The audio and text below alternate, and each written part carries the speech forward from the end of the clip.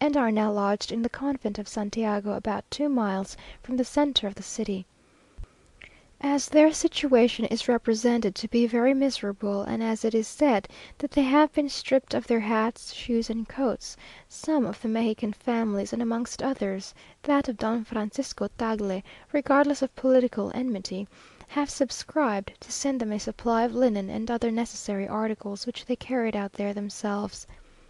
Being invited to accompany them to Santiago, I did so, and we found the common men occupying the courtyard, and the officers the large hall of the convent.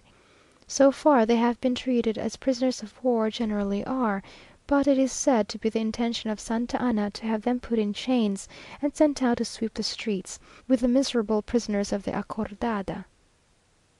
Colonel C, who was presented to me, seemed to treat the whole affair very lightly, as the fortune of war, and had evidently no idea that any such fate was in store for them, seeming rather amused by the dress of the monks whom he now saw for the first time.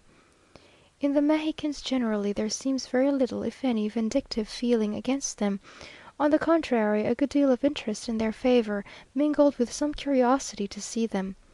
The common men appeared more impatient and more out of spirits than the officers. We shall probably know nothing more of their fate before leaving Mexico. We had some intention of paying a last visit to the museum before we went, and Don José María Bustamante, a friend of ours, professor of botany, and considered a man of learning, was prepared to receive us, but we were prevented from going.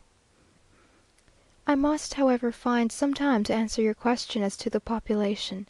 The Mexican Republic is supposed to contain upwards of 7 millions of inhabitants, the capital 200,000. Their number cannot be exactly fixed, as there has been no general census for some time, a labour in which a commission with Count Cortina at its head has been employed for some time past, and the result of which will be published shortly. All other questions must be replied to de vive voix.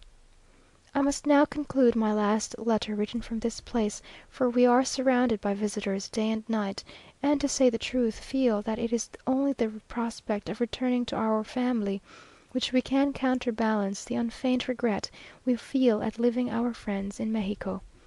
My next letter will most probably be dated from Vera Cruz.